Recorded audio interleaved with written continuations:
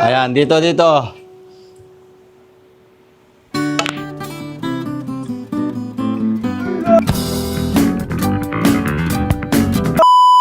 Okay, shoutout sa iyo, Idol Boss Togs, no? Ayan, inavail mo kay KQ. Naka-quit release yan. Coated po yan, no? Naka-rainbow tip. Ito, ititira na natin, guys. Uubusin daw natin yung bola, sabi ni Idol. Ayan. Ayan, pitik-pitik lang talagang ang KQ. Ayan, Idol. Boss Togs, ayan na. Itinry na natin yung tako mo kung paano umubos ng bola.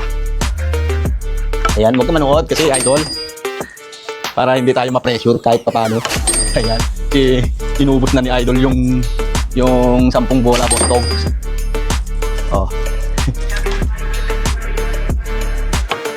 Ay, lapit ano. Ang ganda naman. Uy. Eto na, last 3 balls. Atin na to. Oh, papaikutin ko pa ba to? Oh, siyempre, simplehan na lang natin para yan na lang yung pamato. Ayan, dito.